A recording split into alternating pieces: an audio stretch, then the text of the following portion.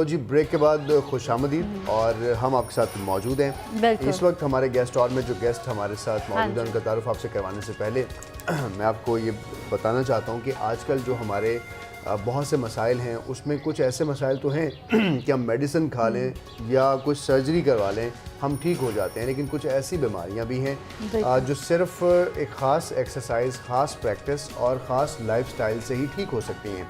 और वहाँ पर रोल आता है फिजियोथेरेपिस्ट का, जो कि हमारे बॉडी के अंदर होने वाली ऐसे इश्यूज़, ऐसे डिसऑर्डर्स जिनको शायद हम किसी बीमारी या किसी दवाई के साथ तजवीज़ कर रहे होते हैं, वो किसी एक्सरसाइज या मसल मूवमेंट से ठीक कर सकते हैं। आपके मसल्स कभी कभी वीक हो जाते हैं, कमज़ोर हो जाते हैं, कभी कभी कोई जॉइंट्स में पेन होता है, अक्सर बूढ़ों के घुटनों में पेन होता है। आजकल तो यंग एडल्ट्स में भी देख रहे हैं कि उनके घुटनों में पेन है, नी में पेन है। आप कुछ ऐसी गेम्स खेलते हैं जिसकी वजह से आपके किसी खास हिस्से पर स्ट्रेस पैदा हो जाता है।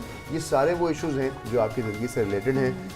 एक कॉमन इशू ये है कि हमारी गर्दन में अक्सर सोने के बाद दर्द हो रहा होता है, या हमारी रीढ़ की हड्डी में दर्द हो रहा होता है, शटीका का पेन है, किसी टांग के साथ लंबा सा चलता है और मीठा मीठा सा दर्द होता है। ये सारी चीज़ें हैं क्या? ये सिर्फ हमने क्वेश्चंस आपके सामने रखे हैं, ये जानेंगे हम अपने गेस्ट से। हमारे साथ जो गेस्ट मौजूद हैं उनका तारुफ आपसे करवाऊंगा, आप उन्हीं से जानते हैं। हमें स्टूडियो में ज्वाइन किया है डॉक्टर मोहम्मद आमिर सईद ने, फिजियोथेरेपिस्ट हैं, शेख ज़ायद हॉस्पिटल लाहौर में अपनी खिदमत भी अंजाम देने। Sir thank you very much for coming sir. क्या हाल चाल है सर आपका? ठीक है। जैसे कि अहमद ने कहा कि बहुत सी दर्दें हैं, स्पेशली हमारा पोस्चर ठीक नहीं होता, जब सो के उठते हैं तब दर्द महसूस होती है।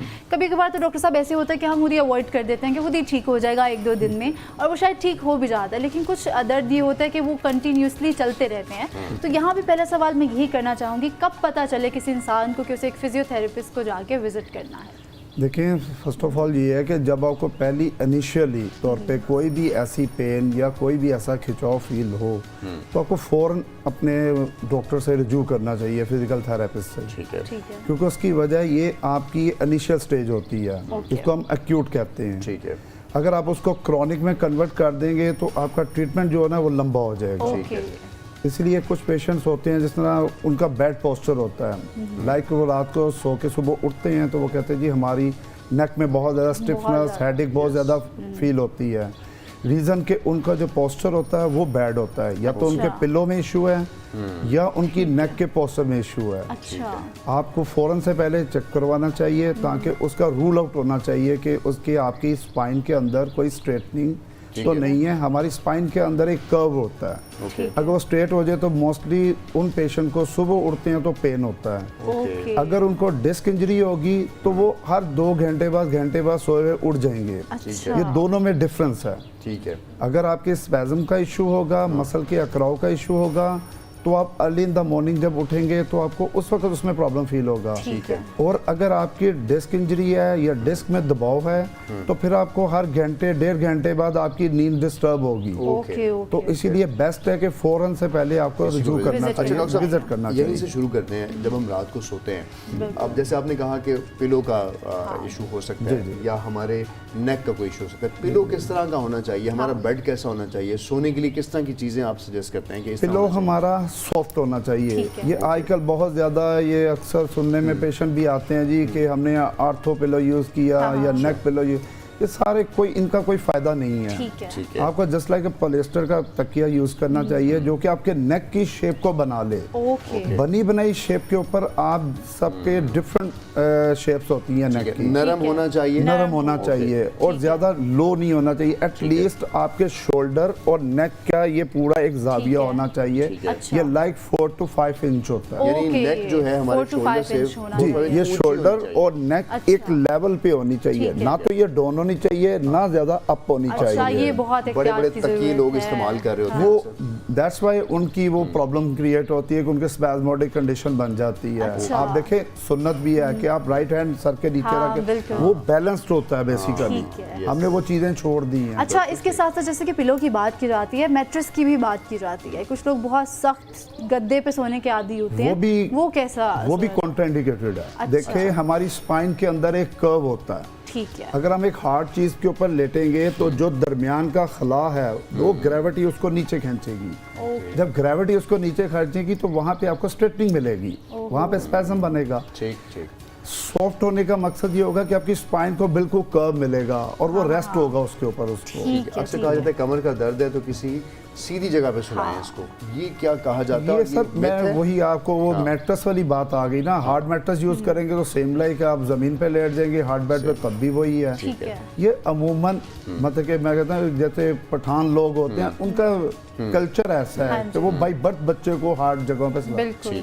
वो उनको नॉर्मल बेड पे सुलाएंगे या नॉर्मल पे तो उनको पेन होगी। उनको दर्द मैं ये जानना निकलेगा। चाहता हूँ, कुछ लोगों को गद्दा नहीं सूट करता, नहीं कुछ को करता। सीधा जो बेड है वो उनका रूटीन में पोस्टर होते हैं। रूटीन वाइज है ना कि वो अच्छा। उनका शुरू से कैसा पोस्टर बना हुआ है। सजेस्टेड ये है कि नरम गद्दा होना चाहिए। नरम होना चाहिए ठीक है। अकॉर्डिंग टू आपकी बॉडी के मुताबिक उसको एडजस्ट कर लेना ताकि चाहिए। आपका जो कर्व है वो flexibility maintain रहे। आनी लेकिन चाहिए डॉक्टर उसके साहब अंदर। जैसे कि यहाँ पे भी हमने पिलो की बात की, मैट्रेस की बात की, एक बहुत ज़रूरी चीज़ होता है कि स्लीपिंग पोस्चर होता है। अगर वैसा ना हो तो फिर भी कहते हैं कि सुबह उठे हैं शायद ये हुआ कि आपने गर्दन ठीक से नहीं रखी, बाजू ठीक से नहीं रखा तो उससे क्या होता है वहाँ पेन निकल आती है। अब आइडियल क्या है, कौन सा पोस्चर होना चाहिए, किस तरह से सोना चाहिए? हमें हमेशा एक तो मैं पहले आपको बात बताई फर्स्ट ऑफ ऑल कि सुन्नत है हाँ कि हमें जी। राइट साइड पे लेटना चाहिए, हैंड हमारा सर के नीचे होना चाहिए, नी आपके थोड़े फ्लेक्स होने चाहिए। ठीक है। जब बेबी पैदा भी होता है तो आप देखें वो फ्लेक्स पोजीशन पे होता है, बिल्कुल ऐसे वो है। एक स्ट्रेट पोजीशन पे नहीं नहीं आता। होता। यस। हमें सोने का अंदाज भी ऐसा होना चाहिए। ठीक और है। जो बहुत बड़ा बैड एज ये है कि यूजेज ऑफ द मोबाइल, हाँ। ये जो रात को बेड के अंदर मोबाइल और बेड पोस्टर नेक के ऊपर स्ट्रेस होता है, वो लोग भी सुबह जब उठते हैं तो उनको ज्यादा पेन फील होता है। आई सी, आई सी। तो हमें अपना टीवी का वॉच जो करना है, मोबाइल जो वॉच करना है, हमें इरेक्ट पोजीशन पे बैठना चाहिए। ठीक है। अच्छा डॉक्टर साहब, अक्सर सीधा लेटने से मना भी किया जाता है, क्या ये बात ठीक है या? ये बिल्कुल ठीक है, क्योंकि मैंने तो आपको वो पहले ही पिछले हाँ, प्रीवियस कि उससे gravity जो हमें है- फ्लेक्शन में हमें जरा ठीक है। झुक कर सोना चाहिए ताकि आपकी पूरी बॉडी को उसके ऊपर रिलैक्सेशन आनी ठीक चाहिए। है। उल्टा भी सोने से मना किया गया है। उल्टा कुछ से लोगों अभी- को तो इतनी बुरी आदत होती है, वैसे इस्लाम में भी है कि उल्टा नहीं सोना चाहिए, लेकिन कुछ लोगों को इतनी बुरी आदत होती है, वो कहते हैं कि इसी पोस्चर में नींद आती है। वो उनकी पोस्चर हैबिटेशन है ना, अच्छा। हैबिट्स बन चुकी हुई है, वो दैट्स वाई वो उसमें सोते हैं। वो उनको आप सीधा लटाएंगे या साइलेंट पे उनको पेन होगा। अच्छा। उनकी पोस्चर की डेवलपमेंट हो चुकी होती है। ठीक ठीक है। है। लेकिन आने वाले वक्त में फिर उनकी लेग्स में खिंचाव फील होता अच्छा। है, उनको हेडेक सीवियर होती है मॉर्निंग में। ठीक है। तो इसीलिए उनके पोस्चर को री आपने करना है, वापस लेके जाना है। ठीक है। अच्छा, ये तो स्लीपिंग के हवाले से हो गया। एक मसल अकड़ाव की आपने बात की थी, मसल कमजोरी की आपने बात की थी, ये क्या होता है? मसल में जो कमजोरी एक तो होती है बाई बर्थ, कुछ बच्चों में मसल वीकनेस होती है। ठीक है। ठीक है। कुछ लोगों में अब आप 30 to 40 इयर्स में जब लेडीज में खास तौर पे ऑस्टियोपोरोसिस स्टार्ट हो जाता है, कैल्शियम लेवल कमी शुरू हो जाती है, ठीक है। तो डीजेनरेटिव चेंजेस आ जाती ठीक हैं, है। तो उनमें मस्कुलर वीकनेस स्टार्ट हो जाती है। ठीक है। तो उससे फिर वो स्टार्ट होता है, तो उसके लिए फिर कुछ डेफिनेटली है, कुछ फिजिशियन वगैरह उसमें कुछ विटामिन थेरेपी वगैरह देते हैं, प्लस उनकी फिजियोथेरेपी होती है, ठीक है। तो पेशेंट अपनी नॉर्मल लाइफ में चला जाता है। ठीक है। वो। ठीक ठीक है। है। एक तो अच्छा। आपने कहा कि कैल्शियम की कमी से भी ये कैल्शियम चीज़ें की हो कमी जाती से भी। हैं, और मेन रीजंस और क्या हैं, कौन से फैक्टर्स हैं? हमारी लाइफस्टाइल भी डॉक्टर साहब ऐसा हो जाता है ना कि कभी हम कुछ भी कुछ चीज़ें नहीं ले रहे होते, कुछ लोग खवातीन होता है दूध नहीं पी रही जी, हैं, जी। तो ये रीजंस उस वजह से है या कोई और फैक्टर्स? हमारी नहीं, डाइट का बहुत अमल दखल है। आप डाइट में देखिए, आप जंक फूड बहुत ज़्यादा यूज़ हो रहा ठीक है। जो मेन चीज़ खाना चाहिए आपको, लाइक दूध, एग का इस्तेमाल, सब्जियों का इस्तेमाल, वो बहुत कम हो गया है, बिल्कुल। जिसकी वजह से वो बैक एक, नेक पेन और मस्कुलर पेन ज़्यादा बढ़ ज़्यादा गई बढ़ है। गई है। ये वजह अच्छा है। डॉक्टर साहब, स्लीपिंग से थोड़ा आगे चलते हैं, दिन की तरफ बढ़ते हैं, लेकिन मैं स्लीपिंग के हवाले से सिर्फ एक चीज़ जानना चाहता हूँ। अगर कोई बंदा उठता है और उसको वैसे पेन नहीं होता, किसी खास दिन मंथ में एक दफ़ा फील हुआ कि आज मेरा स्लीपिंग पोस्चर रात ठीक नहीं रहा है, उसकी वजह से मेरी गर्दन में दर्द हुआ है, तो वो फ़ौरन क्या कर सकता है? उसके बाद तो वो थोड़ी सी एक्सरसाइज करे। अच्छा। अगर 1 and 2 डेज में एक्सरसाइज करने के बावजूद और अपना पोस्चर बिल्कुल ठीक रखने के बावजूद उसको पेन होती है, ठीक है। तो उसको फौरन से पहले अपने तो वो कोई करीबी कौन सी फिजियोथेरेपिस्ट से मिलना। स्पेसिफिक बिल्कुल। एक्सरसाइजेज हैं जो गर्दन के हवाले से हाँ, आप करनी यूजली चाहिए। रिकमेंड कर सकते हैं? उसमें सबसे पहले तो बेस्ट एक्सरसाइजेस तो ये आपकी एक नमाज है। अच्छा। आप जब उसमें झुकते हैं आपकी नेक मूव करती है। ठीक। उसके अलावा अपनी रोजमर्रा की जिंदगी में अपनी नेक को आप 10 टाइम्स अप की तरफ, 10 times down, Okay। 10 times right, 10 times left और 10 टाइम्स साइड बेंडिंग करके थोड़ा स्ट्रेच करके रखें। ओके। जो ही आप उसको स्ट्रेच करके उठने के बाद ये मूवमेंट करके जब आप चलेंगे तो आपको उसमें काफी रिलैक्स, अच्छा, थकावट भी दूर होती है, कावड़ भी महसूस होती मसल क्योंकि रिलैक्स हो जाएगा। ठीक है। ठीक है, और ये बहुत ज़रूरी है। ये बहुत एक्सरसाइज ज़रूरी मुझे है। लगता है कि काफ़ी हद तक आपकी चीज़ों को बेहतर कर बेहतर देती है। करती लेकिन है। डॉक्टर साहब, एक यहाँ पे एक छोटा सा सवाल, क्योंकि कभी कभार मैं खुद भी फेस करती हूँ, जब आप सो के उठते हैं तो हाथ में हल्की सी स्वेलिंग होती है और वो हाथ बंद करना खोलना थोड़ा मुश्किल हो रहा होता है, लेकिन कुछ देर के बाद वो नॉर्मल हो जाता है। कुछ लोगों के साथ ये काफ़ी ज़्यादा होती है कि ऐसे लगता है कि शायद हड्डी का कुछ मसला हो रहा है, कुछ मसल्स का इशू हो रहा है, ये क्या चीज़ होती है? इसमें दो वजूहात हैं। एक तो आपके पोस्चर की वजह से आपकी नेक के ऊपर कंप्रेशन आया और उसने सारा उसमें स्ट्रेस दिया तो आपको हाथों में स्वेलिंग फील हो गई। सेकेंडली हम चले जाते हैं दूसरी तरफ के कई लोगों का यूरिक एसिड का इशू होता है। जब यूरिक एसिड इशू होगा तो मॉर्निंग आपके ज्वाइंट की स्टिफनेस होगी, स्मॉल ज्वाइंट्स की, वो मॉर्निंग स्टिफनेस होती है क्योंकि जब आप उसके बाद उठते हैं थोड़ी मूवमेंट देते हैं तो आहिस्ता आहिस्ता वो स्वेलिंग कम हो जाती है। फिर आपको अपनी फ़ौरन से पहले डॉक्टर से रुजू करके अपने टेस्ट जो भी रिकमेंड करें वो चेक करवाएं तो उससे काफ़ी बेहतर हो जाता है। अच्छा डॉक्टर साहब, ये सूरत हाल जिसमें मसल जो है दब गया सारी रात और सुबह उठे तो आपको फील हुआ कि ब्लड सर्कुलेशन डाउन रही, तो उसके लिए क्या किया जाता है? वो खुद ही नॉर्मल हो जाती है? वो तो डेफिनेटली जब उठ के पोस्चर अपना नॉर्मल लाइफ में आएगा तो वो बिल्कुल ठीक हो जाता है। ठीक है।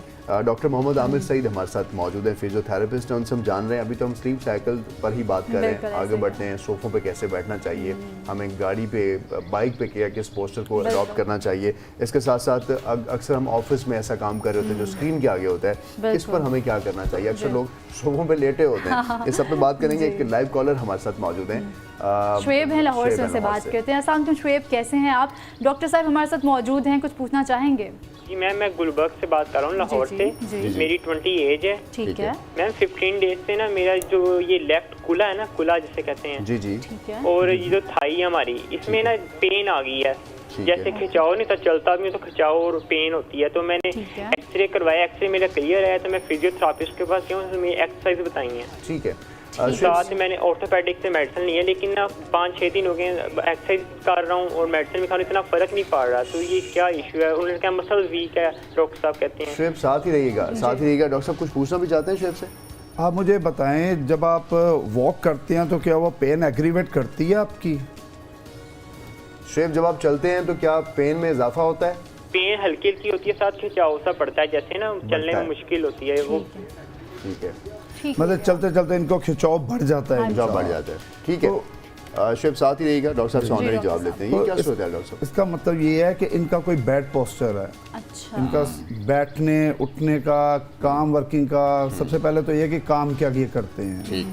अगर ये कोई कंप्यूटर का काम करते हैं या लॉन्ग स्टैंडिंग वाला काम करते हैं या राइडर हैं, तो इनमें डिफरेंट वे में इनको रूल आउट करना पड़ेगा। तो फिर उसके मुताबिक फिर सेकंड ये है कि इनकी हमने SLR स्ट्रेट लेग रेजिंग होती है कि सीधा लटा के टांग को देखना है कि 90 डिग्री तक जा रही है कि नहीं जा रही है। अगर वो 90 डिग्री पर नहीं जाती तो इसका मतलब है इनके मसल के अंदर खिंचाव है। जो ही ये वॉक करते हैं या मोबिलाइज होते हैं किसी काम में तो वो स्पैज़म बढ़ना शुरू कर देते हैं, जिसकी वजह से इनको पेन फील होता है। बिल्कुल ठीक है, और ये ठीक हो सकते हैं अगर 100% ठीक। बिल्कुल ठीक है। शुएब, जो भी आपका कोई भी काम करते हैं आप और डेली रूटीन कोई आपकी होगी, जो दवाई आप इस्तेमाल कर रहे हैं, डॉक्टर का मशवरा आप मान रहे हैं, उसके साथ किसी भी फिजियोथेरेपिस्ट को जरूर विजिट कर लें, क्योंकि वो शायद इस चीज़ को देख के आइडेंटिफाई कर सकता है कि आपको एक्सरसाइज में कौन सी एक्सरसाइज ज़्यादा इफेक्टिव है। और ये बात हम डॉक्टर साहब से कर रहे हैं। बिल्कुल, जैसे कि यहाँ पे आपने कहा कि खिंचाव है जिसकी वजह से उनको चलते वक्त भी फील होता है। एक बहुत अब कंडीशन बच्चों में आती है कि उनमें मसल खिंचाव होता है, जिसकी वजह से क्या होता है वो जब चलते हैं तो उनकी एड़ियाँ ज़मीन पे नहीं लग रही होती। बहुत से बच्चों में ये सिचुएशन होती है। अब कुछ ये होता है कि चेक करवाएं तो डॉक्टर कहते हैं इनके मसल जो हैं वो काफ़ी स्ट्रेस हो गए हैं, इनको एक्सरसाइज करवानी पड़ेगी। वो सिचुएशन क्या होती है और किस वजह से होती है? देखिए, जो आपने कहा ना कि बच्चे पाँव के ऊपर फुट पे चलते हैं, पाँव के पंजों के ऊपर, ये बाय बर्थ एक डिफॉर्मिटी है। ठीक है। वो माँ बाप पहले देखते हैं, वो समझते हैं हमारा बच्चा ऐसे चल रहा है। जब उसको वो देखते हैं कि 3-4 साल हो गए अब ये बिल्कुल पाँव में, फिर वो डॉक्टर से रुजू करते हैं। वो इनिशियली नहीं करते। अच्छा।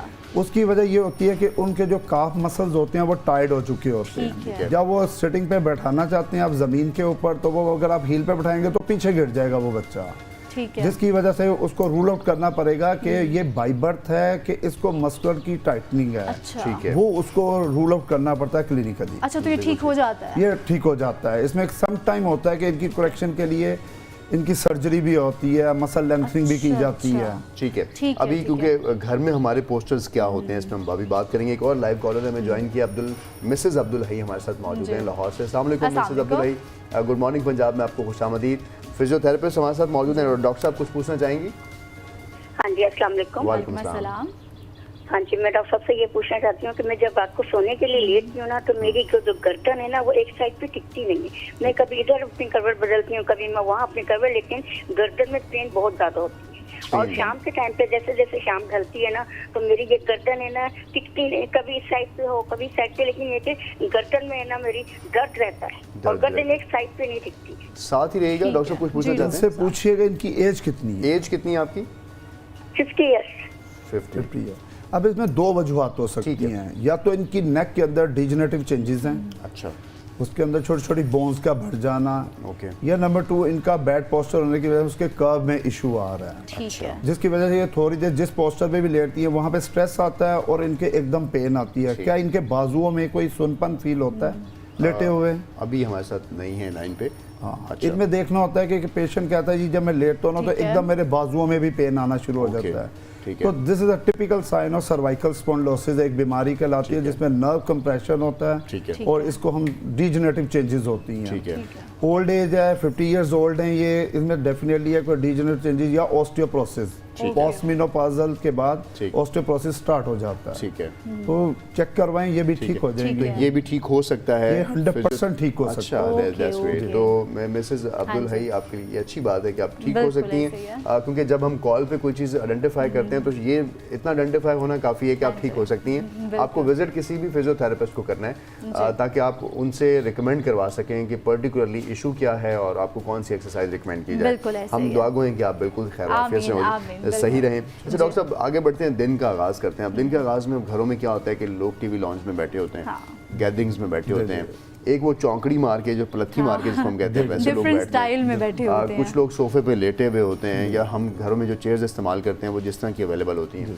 इन पोस्टर्स का किस तरह से हम पर इम्पैक्ट हो सकता है, गलत सही पोस्टर्स क्या हो पोस्टर सकते क्या हैं? है? देखिए जी, जब भी बैड पोस्टर होगा उसमें आपको हर जगह पे मुख्तलिफ जगहों पे बैड पोस्टर बनने से पहले बैड पोस्टर क्या है? बैड पोस्टर ये है कि अगर आपने टीवी वॉच करना है सुबह अर्ली इन द मॉर्निंग तो आपको 90 डिग्री की सेटिंग होनी चाहिए। आपकी नीज 90 डिग्री पे होने चाहिए, हिप आपके रेक्ट पोजीशन में होने चाहिए। ठीक कर लिया अपने आप को, सही कहने के बाद अभी किया, अब किया, बिल्कुल। और आपकी जो कमर है वो अपराइट पोजीशन पे होनी चाहिए। हम लोग ऐसा ना यूं होके बैठ जाते हैं और हमारी स्पाइन के ऊपर स्ट्रेस आना शुरू हो जाता है। लेकिन डॉक्टर साहब ऐसे बहुत एक्टिव होके भी बैठे हैं तो थोड़ा सा आपको फील होता है कि स्ट्रेस आ रहा है, आप थक जाते हो। उसमें इसीलिए आपको स्ट्रेस फील होगा कि आपके जो हिप्स हैं वो बिल्कुल बैक के साथ फिट होने चाहिए। जब आप थोड़ा सा, जिस तरह आपने भी फासला रख के बैठे हुए हैं, अगर आप उसके साथ लग के बैठे तो आपको बहुत ज्यादा रिलीफ फील होगा। अगर आप थोड़ा सा आगे होके बैठेंगे तो डेफिनेटली बॉडी के ऊपर आहिस्ता आहिस्ता स्ट्रेस बढ़ता रहा। मतलब कुर्सी पर बैठने का जो सही तरीका है वो उसके साथ बैक पे पीछे आपको लगे होना चाहिए, और स्ट्रेट 90 के एंगल पे नीज होनी चाहिए। डॉक्टर साहब, इसी चीज से रिलेटेड कि लोग जो बाइक चलाते हैं, मैं गाड़ी की तरफ तो आता हूँ, उसमें तो सीट होती है, बाइकर्स के लिए तो बैक पे कुछ नहीं होता है, और बाइकर्स को अक्सर लंबी लॉन्ग ड्राइव करने वाले लोगों को बड़ी परेशानी का सामना होता है। वो क्या करें और बाइकर्स को क्या इशू आ सकता है? बाइकर को सबसे ज्यादा इशू 3 जगहों पे आता है। एक तो उसके शोल्डर में आएगा, उसकी नेक में आएगा, उसकी कमर में और उसकी रिस्ट में। समटाइम कई बाइकर्स ऐसे होते हैं वो कहते हैं हमारी रिस्ट में ना यहाँ पे पैरों इन जगहों पे सुनपन आना शुरू हो गया। रीजन के इनको हम कहते हैं कार्पल टनल, हमारी यहाँ से एक नर्व गुजर रही होती है, वो स्ट्रेस पे बढ़ते बढ़ते वो एक लेवल आ जाता है कि वहाँ पे सुनपन स्टार्ट हो जाता है। सेकेंडली उनकी नेक पोस्चर डेफिनेटली है कि अगर उसने घंटे 1.5 घंटे की ड्राइव करनी है तो उनकी नेक पोस्चर आहिस्ता आहिस्ता फ्लेक्शन में जाना शुरू हो जाता है, कमर उनकी रिलैक्स हो जाती है। उनको ये चाहिए कि लॉन्ग ड्राइव जरूर करें लेकिन उसके साथ अपने पोस्चर को रेक्ट पोजीशन पे रखें, किसी जगह स्टे लेके 4 to 5 मिनट्स का उसके लिए वॉक, चहलकदमी और अपनी बैक को रिलैक्स करें। अच्छा, ये जरूरी तो उनसे बचत हो सकती है जिनको ये इशू डेवलप हो रहे हैं। ठीक है। लेकिन डॉक्टर साहब, जैसे कि बाइक की बात तो हमने कर ली, अभी गाड़ी में अगर आप बैठे हैं, वो भी काफ़ी लॉन्ग ड्राइव पे भी जाना है, उसका सही पोस्चर क्या होता है? क्योंकि आपने देखे हर सीट जो होती है गाड़ी की वो ज़रा डिफरेंट होती है, तो छोटी गाड़ी की डिफरेंट है, बड़ी गाड़ी की डिफरेंट है, अब उस हिसाब से लोग उसके हिसाब से एडजस्ट होकर बैठ जाते हैं। लेकिन सही पोस्चर क्या है? उसमें भी सही पोस्चर ये है कि एक तो आपकी जो बैक है ना वो बिल्कुल उस वक्त 90 डिग्री पे नहीं होनी चाहिए, उसको थोड़ा इंक्लाइन होना चाहिए पीछे, ताकि आपकी कमर को रेस्ट मिले। और आपको अपनी सीट के अंदर अल्ट्रेशन जरूर करनी चाहिए। देखें प्रॉब्लम आपकी सीट के अंदर आ रहा है, आपने ड्राइव भी करनी है, तो बेहतर है कि उस सीट के अंदर कोई ऐसी आप गैजेट लगा लें जिसकी वजह से आपकी बैक को रिलीफ मिल जाए। ठीक है, ये जरूरी है। वो डॉक्टर साहब क्या हो सकते हैं, मतलब उसमें कोई भी बैक केयर अपना सॉफ्ट कुशन रख लें, बैक के पीछे कुशन होता है, नेक के पीछे कुशन रखें, कमर के पीछे कुशन रखें। लेकिन मैं वो भी लोगों के अक्सर लोग होते हैं वो बड़ा हार्ड कुशन यूज करते हैं, उसका कोई फायदा नहीं है। आपको सॉफ्ट कुशन यूज करना चाहिए जो आपकी बैक को उसके एंगल में एडजस्ट कर दे। बजाय हम हार्ड करेंगे तो वो आपको आगे की तरफ उतना प्रेस कर पुशअप करेगी तो आप उतना तंग होंगे। यानी आपने जो सॉफ्ट कुशन है उसका इस्तेमाल करना है, और क्या क्या चीज़ें इस्तेमाल करनी है, सही पोस्टर क्या हो, इसके बारे में हम पूछेंगे। लेकिन अभी हमारे साथ एक लाइव कॉलर हैं, उमर, हमसे बात करते हैं। अस्सलाम वालेकुम उमर, कैसे हैं आप? डॉक्टर साहिब हमारे साथ मौजूद हैं, कुछ पूछना चाहेंगे? अस्सलाम वालेकुम जी डॉक्टर साहब, ये कमर में तकलीफ है, ये ऊपर पट्टे खिंचाव बहुत ज़्यादा है, तो उस वजह से मैं ना काफ़ी परेशान हुए। तकरीबन 1 साल से ये है, मैंने काफ़ी टीके वगैरह भी लगवाए हैं। कमर में तकलीफ है, पट्टों पर भी खिंचाव है, साथ ही रहिएगा। उमर, डॉक्टर साहब कुछ पूछना चाहते हैं? आपकी एज कितनी है? 40 साल। 40 साल। आपने कोई अपनी कमर का एक्सरे करवाया है? नहीं, मैंने नहीं करवाया। ये ऊपर एक नहीं, 1 साल हो गया है आपको इस तकलीफ में, तो आपने किसी डॉक्टर को भी नहीं चेक करवाया? नहीं, मैंने चेक करवाया, उन्होंने टीके और दवाइयाँ दी है, मैंने खाई हैं, लेकिन वो यही हुआ ना कि बेसिकली मेन डिजीज को तो रूल आउट आपने किया नहीं कि आपकी लंबर स्पाइन के अंदर कर्व में कोई इश्यू आ रहा है, डिस्क में आ रहा है, किस में आ रहा है। फर्स्ट ऑफ ऑल तो आपको अपना एक एक्सरे करवाना चाहिए। सबसे पहले आपको एक डॉक्टर के पास जाना चाहिए जो इस फील्ड का महारत रखता है, ताकि वो आपको कंप्लीट रूल आउट करे। और कमर दर्द कोई ऐसा वो ला इलाज नहीं है कि ये ना ठीक होने वाली हो। ठीक है, कमर दर्द ठीक हो जाती है, इवन चाहे डिस्क इंजरी क्यों ना हो वो भी ठीक हो जाती है। लेकिन सबसे पहले उसको रूल आउट कि आपको है क्या, प्रॉब्लम क्या है। छोटी सी वजह से हो रही है, छोटी सी वजह से भी हो सकती है। कमर दर्द की डिफरेंट टाइप्स हैं, डिस्क इंजरी की वजह से भी सेम सिम्टम आपको मिलेगा, आपको मसल स्पेज़म की वजह से भी वही मिलेगा, इवन आपको ट्यूमर हो तो तब भी वही सिम्टम मिलेगा। ठीक है, तो इसीलिए आपको फौरन से पहले अपने डॉक्टर को दिखाना चाहिए। ये बहुत और हम दुआ गए उमर, आप बिल्कुल सेहतयाब हो जाएं। किसी फिजियोथेरेपिस्ट को, किसी कंसल्टेंट को, किसी डॉक्टर को ज़रूर विजिट करें, क्योंकि हो सकता है कि सिर्फ आपके घर में बैठने की वजह हो ये सारी, और वो आइडेंटिफाई हो जाए और आप ठीक हो जाएं। बहुत सी दफ़ा हम लोग इसलिए भी डॉक्टर के पास नहीं जाते कि शायद डॉक्टर जो है वो इंगेज कर लेते हैं, टेस्ट हैं, दवाइयाँ हैं। लेकिन मैं एक और बात ऐड ऑन करूँगा कि जिस डॉक्टर के पास भी जाएँ तो ये जरूर चेक कर लें कि वो इस फील्ड का भी है कि नहीं। हमारे इधर आपको पता है क्वैकरी बहुत ज्यादा है, बहुत ज्यादा अतायत में भी लोग हैं, लाइक फिजिशियन टाइप भी कई बने हुए हैं, फिजिकल थेरेपिस्ट भी बहुत ज्यादा बने हुए हैं। तो आप उसके पास जाके फर्स्ट ऑफ ऑल तो ये चेक करें कि वो फिजियोथेरेपिस्ट है भी कि नहीं। तो ये बहुत ज़रूरी है। कई ऐसे पेशेंट आते हैं वो बेचारे अरसा दराज से ट्रीटमेंट ले रहे होते हैं, वो बाद में पता चलता है जी कि वो तो फिजियोथेरेपिस्ट भी नहीं था। अब हमारे डॉक्टर साहब देखा कि लोगों के घुटनों में पेन होता है, बैठते उठते वक्त कड़ाके निकल रहे होते हैं हाथों से, उंगलियों के पटाखे मार रहे होते हैं। मालिश का क्या रोल है इस सब में? एक शॉर्ट ब्रेक हमें लेनी है, वापस आते हैं डॉक्टर साहब से, इन्हीं चीज़ों पर बात करेंगे एक शॉर्ट ब्रेक के बाद।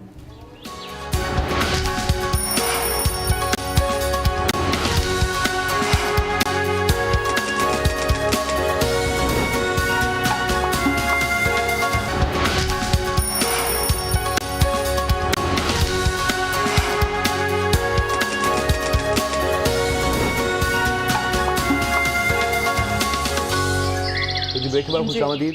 डॉक्टर मोहम्मद आमिर सईद फिजियोथेरेपिस्ट हमारे साथ मौजूद हैं। उनसे हम जान रहे हैं कि हमारे जो यूजली कमर दर्द या दर्द और मसल के जो सिकड़ाव और अकड़ाव की बातें होती हैं क्या होती हैं। डॉक्टर साहब, एक कॉमन इशू है, ये भी रिपोर्ट हो रहा है कि लोगों को स्पेशली अगर हाथ के इस हिस्से की बात करें तो ऐसा लगता है कोई हड्डी बाहर निकल आई है, और अगर निकल आई है तो फिर वो दर्द भी कर रही है, उसके ऊपर मसाज करना शुरू कर देते हैं, पेन किलर खाना शुरू। ये क्या सूरत हाल है? फिजियोथेरेपिस्ट को इसके हवाले से कब विजिट करना चाहिए? होता है कि आपकी बॉडी के अंदर ना, जैसे लाइक आपने ज्वाइंट का, ये हमारा रिस्ट ज्वाइंट बनता है जिसको आप कह रहे हैं, इसके अराउंड डिजेनरेटिव चेंजेस आ जाती हैं। अगर आप एक्सरे में देखते हैं डिजेनरेटिव चेंजेस नहीं है, तो यहाँ पे एक लिगामेंट होते हैं, जैसे गुजरते हैं तो उनकी प्रोलाइवेशन, एक न्यू बोन फॉर्मेशन बनती है। ठीक है, वो आपको बोन्स में फील होती है कि शायद ये हड्डी है। ठीक है, समटाइम यहाँ पे गैंग्लियन वगैरह टाइप एक्सरे में आता है कि हड्डी नहीं है। हड्डी नहीं है। अच्छा। तो फिर सॉफ्ट टिश्यू की अपना स्वेलिंग है, अच्छा। और स्वेलिंग के ऊपर कभी भी मसाज नहीं करना चाहिए। ठीक है। अच्छा, हम लोग स्वेलिंग के ऊपर मूवमेंट ज्यादा दे रहे होते हैं, हालांकि स्वेलिंग के अंदर आपको रेस्ट देना चाहिए। ओके। अच्छा। आप जितनी मूवमेंट करेंगे वो स्वेलिंग उतनी मजीद बढ़ना शुरू हो अच्छा, तो जाएगी। डॉक्टर साहब ये मसाज करना, यानी लोग बहुत मल मल के तेल से, गर्म तेल से करवा रहे होते हैं, क्या ये ठीक है? मसाज इज कॉन्ट्राइंडिकेटेड, मसाज करना ही नहीं चाहिए। मसाज अगर यूरोप वगैरह में देखें तो लाइक वो जिसको रब कहते हैं वो ये मसाज है। हमारे पाकिस्तान में मसाज कहते हैं, वो पंजाबी में कहते हैं उसको रगड़ा दे के करो, वो मजीद स्वेलिंग हो जाती है। तो मसाज इज कॉन्ट्राइंडिकेटेड। ठीक है। अच्छा, दो चीज़ें डॉक्टर साहब, मसाज एक तो जैसे इन्फेक्शन आपने कहा पहले से है, और इन्फेक्शन को तो रेस्ट देना चाहिए ताकि वो ठीक हो जाए, इन्फ्लेमेशंस को। लेकिन अब एक बंदा सेहतमंद भी है तो उसको तो मसाज कुछ नहीं कहता, यानी हम अक्सर सर में मसाज करवा लेते हैं या हमें फील होता है कि हम थोड़ा ऑयली मॉइस्चर कर लेते हैं अपनी फेस स्किन को, तो ये ठीक नहीं है आप कहते हैं? मसाज ऑयलिंग जो अपने बालों में आप करते हैं वो तो अपने बालों की ताकत के लिए करते हैं, उससे ये नहीं होना कि आप मसाज कर रहे हैं और ऑयल लगा रहे हैं तो आपका ब्रेन बड़ा एक्टिव हो जाएगा। लोगों के जहन में यही होता है कि सर में इसको सर दर्द होता है तो वो बेसिकली आप उनको रिलैक्स कर रहे होते हैं अपने बालों की ग्रोथ के लिए। बॉडी के ऊपर जो मसाज करते हैं वो एक जनरल रिलैक्सेशन है।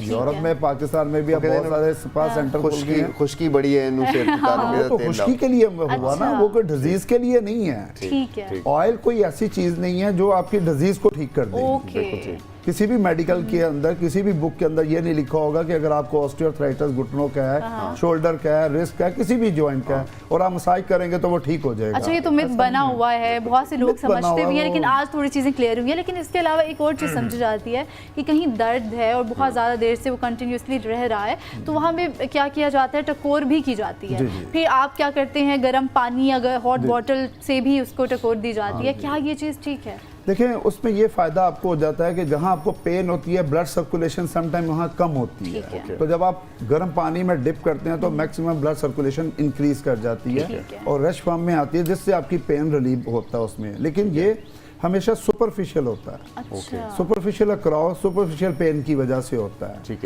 है। जो आपके ज्वाइंट के डीप अंदर पर जाके प्रॉब्लम है वो कभी भी इन चीज़ों से फायदा नहीं होगा। अच्छा डॉक्टर साहब, अक्सर मोस्टली बूढ़ों में ये मसला है, लेकिन अब यंग एडल्ट्स में भी हो रहा है कि आप बैठते हैं तो घुटनों से पटाखे निकलते हैं। पटाखे तो दर्द नहीं करते, लेकिन वक्त के साथ साथ फिर उनके घुटनों में दर्द शुरू हो जाता है। बैठे तो उठ नहीं सकते, उठते हैं तो बैठ नहीं सकते। ये सूरत हाल क्या बन जाती है बूढ़ों में और इसको कैसे ट्रीट किया जाता है? इसमें यंग एज में तो ये है कि एक तो इसमें बहुत बड़ा इशू है प्रीमेच्योर। अच्छा। प्रीमेच्योरिटी का बहुत असर है इन चीज़ों पे। सेकेंडली जंक फूड्स, एक्सरसाइज कोई है नहीं बच्चों में, लाइफस्टाइल खराब वो है। लाइफस्टाइल है, जहाँ बैठे हुए हैं वही खेल रहे हैं। सबसे फिर मैं वही कहूँगा पिछली बार कि मोबाइल की रेज आपकी बॉडी को डैमेज करती है। अच्छा। जिसकी वजह से वो बच्चे का पोस्चर बैड होता है। दूध का इंटेक तो बच्चों में 0 है। कई पेशेंट ऐसे आते हैं, मैं आपको बताऊं कि 100 में से 80% का जो विटामिन D3 लेवल है वो 10 और 12 होता है। अच्छा। और कई ऐसे बूढ़े हजरात आते हैं जिनका मतलब कि विटामिन D3 70 to 80 होता है, क्योंकि उन्होंने अपना लाइफस्टाइल पहले की तरह रखा हुआ है। दूध पीना है, सब्जियां खानी है, धूप में बैठना है, और सबसे बेटर कि अब धूप में कोई नहीं बैठता। पहले आप लोगों के घर के सहन बड़े होते थे, माँ बाप उसी में बैठते थे, बच्चे घूमते फिरते थे। अब तो आपका रूम टू रूम है और AC लगे हुए हैं। इस कमरे से उठे तो बाहर AC है, तो आपको धूप का एक्सपोजर नहीं मिल रहा। आर्टिफिशियल चीजों में ज्यादा आगे हैं, बिल्कुल नेचुरल डॉक्टर साहब मौजूद ही हैं। एक और लाइव कॉलर ने हमें ज्वाइन किया इस वक्त, मेहरान है लाहौर से। अस्सलाम वालेकुम मेहरान, गुड मॉर्निंग, पंजाब में खुश आमदीद। कुछ पूछना चाहेंगे डॉक्टर साहब से? मैंने डॉक्टर साहब से सवाल ये करना है कि मेरा एक दोस्त है, हम लोग बड़े देर से इलाज करवा रहे हैं शोल्डर फ्रोजन का। तो जिना हॉस्पिटल से हमने शोल्डर में इंजेक्शन करवाए, इंजेक्शन भी लगवाए, उसके बावजूद इलाज नहीं आ रहा। वो कह रहे हैं कि फिजियोथेरेपिस्ट के पास जाएं। फिजियोथेरेपिस्ट के पास रोजाना कैसे जाएंगे? बताने की जो फ्रोजन शोल्डर है ये फिजियोथेरेपिस्ट का इलाज है या आर्थोपेडिक है? क्योंकि हम लोगों ने आर्थोपेडिक से बहुत दफा इंजेक्ट भी करवाया, उसके बावजूद ये ठीक नहीं हो रहा। बिल्कुल ठीक है, बड़ा रेलिवेंट और बड़ा इंपॉर्टेंट क्वेश्चन है मेरा। आपने बड़ा अच्छा सवाल किया। इसमें एक ग्रुप ऑफ ट्रीटमेंट है। आर्थोपेडिक ने उसके अंदर इंजेक्ट कर दिया, उसकी पेन रिलीफ कर दी। अब उसकी मोबिलिटी जो है वो इंजेक्शन से नहीं आनी। कुछ लोगों में ये इश्यू होता है, वो फील करते हैं जी हम इंजेक्शन लगवाएंगे तो हमारा बाजू चलना शुरू कर देगा। फ्रोजन शोल्डर की बहुत सारी कॉजेज हैं। ठीक है। हम लोग हर चीज को देखते हैं, बाजू जम गया तो ये फ्रोजन शोल्डर की वजह से तो नहीं है। अच्छा। सम टाइम आपके सर्वाइकल में भी इशू हो, गर्दन के मोरों में, तब भी फ्रोजन शोल्डर होगा। अगर आप डायबिटिक हैं तो तब भी फ्रोजन शोल्डर होगा। इवन आपके जो कमर के पीछे, जिसको आप पर कहते हैं, स्कैपुला कहते हैं, इसकी टाइटनिंग होगी तो तब भी फ्रोजन शोल्डर होगा। ठीक है। आपके लंबर के अंदर, कमर के अंदर एक स्टिफनेस आएगी तो तब भी फ्रोजन शोल्डर हो सकता है। अच्छा डॉक्टर साहब, ये तो मसल से रिलेटेड चीजें हैं, शुगर के साथ कैसे? शुगर से ये होता है कि जो हमारी अंदर की झिल्ली होती है ना, वो उसकी इकट्ठी हो जाती है, शुगर से हार्ड हो जाती है। ठीक है। उसकी वजह से वो मूवमेंट में लिमिटेशन, तो मोबिलिटी से ठीक हो जाएगा। मोबिलिटी से इसको मोबिलाइज अगर किया जाए तो इसमें 100% रिजल्ट हैं। मेहरान अब जिस बात में कंसर्न है वो ये कि शोल्डर फ्रोजन है, ऑर्थोपेडिक के पास जाएं या फिजियोथेरेपिस्ट के पास, तो दोनों के पास। आपने क्योंकि ऑलरेडी देखे हैं, आपने इंजेक्टेबल और ये सारी चीजें यूज कर ली हैं, अब इनका ट्रीटमेंट जो बनता है वो फिजिकल थेरेपिस्ट के पास ही बनता है। लेकिन फर्स्ट ऑफ ऑल वही मैं कहूंगा कि इसको रूल आउट करना है कि ये किस ग्रेड का फ्रोजन शोल्डर अब है। ठीक हो गया, बहुत ज़्यादा क्रॉनिक हो गया है, इसमें सारी फिर रूल आउट करना है कि उसको बाकी कोई एबनॉर्मेलिटीज तो नहीं है इनकी स्पाइन में, इनके शोल्डर में, इनकी नेक में। तो लेकिन जितने भी ओवरऑल ये पेशेंट है ये कवर कर जाते हैं। कितनी देर में रिकवरी इनकी हो जाती है? फ्रोजन शोल्डर अमूमन कोई 1.5 से 2 माह ले जाता है नॉर्मल आयु, जो बहुत क्रॉनिक हो। एक्यूट वाला आपका 10 to 20 डेज में ले जाता है। ये डिपेंड करता है कि सेवेरिटी के ऊपर, आपकी डिजीज की कितनी पुरानी है। ठीक है, ठीक है, ठीक है। अच्छा डॉक्टर साहब, जैसे हम जॉइंट्स पेन की बात करते हैं, घुटनों के पेन की, उसके लिए फिजियोथेरेपिस्ट के पास तो जाना चाहिए। घर में क्या किया जा सकता है इसके ऊपर? फिजियोथेरेपिस्ट के पास देखें, उसके ऊपर भी रूल आउट करना है कि आपके नी के अराउंड कोई स्वेलिंग तो नहीं है। ठीक है। आपके नी के अंदर कोई डिजेनरेटिव चेंजेस तो नहीं है। अगर ये दोनों चीजें नहीं है फिर भी उसमें पेन होता है इन द मॉर्निंग, तो इट्स मीन आपके जो थाई मसल्स हैं, घुटने के जो मसल हैं, उनमें वीकनेस है। बूढ़ों में तो आपको पता है कि कॉमन मसला है। बूढ़ों में तो देखिए ना, उनमें 2 चीजें आ जाए, एक ओल्ड एज आती है, बोन में ऑस्टियोपोरोसिस स्टार्ट हो जाता है, कैल्शियम की कमी हो जाती है, डिजेनरेटिव चेंजेस स्टार्ट हो जाती है, फिर मस्कुलर वीकनेस हो जाती है। उनमें ये 3 चीजें इकट्ठी हो जाती है, जिसकी वजह से खासकर कोई भी पेशेंट नी पेन का आता है, वो कहता है मेरे नी के पीछे बहुत ज्यादा खिंचाव है। बिल्कुल ऐसे। उसके नी के पीछे खिंचाव होने की वजह यह है कि उसको सीवियर ऑस्टियोआर्थराइटिस हो गया। अच्छा। जिसकी वजह जॉइंट स्पेस कम हो गई है और उसको चलने फिरने में कहते हैं कि बहुत गर्म ग़िज़ा खाने से और सीरी पाए खाने से, पाए बड़ा अच्छा पॉइंट दिया। कई ऐसे पेशेंट आते हैं, डॉक्टर साहब वो पाए खाएंगे तो भाई पाए तो आप खाओगे लेकिन आपका कोलेस्ट्रॉल लेवल बढ़ के तो आपका बीपी शूट हो जाएगा। ठीक है। तो इसीलिए अच्छा, ये बीपी बढ़ना या कोलेस्ट्रॉल, ये तो ठीक है, होना ही है। क्या ये वहाँ पर यानी घुटनों में इफेक्ट करता है? उसमें देखिए आपकी डाइट के अंदर कोलाजन तो है, लेकिन वो इतना इफेक्ट जॉइंट पे नहीं करेगा जितना इफेक्ट आपके बीपी और इन चीजों पे करता है। नेगेटिव इंपैक्ट भी आ सकते हैं। तो बेहतर है कि अकॉर्डिंग टू रूल उसका ही ट्रीटमेंट लें। वो कोई भी डॉक्टर खाने नहीं देता, और हम लाहौरी लोग हैं और वैसे खाने पंजाब के लोग हैं, खाते हैं वो बिल्कुल नहीं खाते हैं। तो इसीलिए मना करते हैं कि आपकी जिंदगी बचानी, आपका कोलेस्ट्रॉल लेवल बढ़ेगा तो आपको हार्ट का इशू हो जाएगा, तो उन चीजों को बचाने के लिए मना करते हैं। जिंदगी का मजा तो सारा पाए में होता है। पाए खाना भी चाहे कोई कोटे आप, लेकिन महीने में 1 मरतबा। अब एक बंदा डेली वो सोचे जी मेरे घुटनों में इशू है, मैं डेली के 5 पाए खाऊंगा, तो घुटने तो शायद ठीक ना हो लेकिन हार्ट अटैक जरूर होगा। बहुत बहुत शुक्रिया डॉक्टर साहब, बहुत कम वक्त रहा आपके साथ, लेकिन ज्यादा हमने आपसे गुफ्तगू की और काफी इन्फॉर्मेशन आपसे मिली। जज़ाकल्लाह for coming. Doctor Mohammad Aamir Saeed हमारे साथ मौजूद थे, फिजियोथेरेपिस्ट। सर आपकी आमद का बहुत शुक्रिया। एक शॉर्ट ब्रेक हम लेंगे, वापस आते हैं।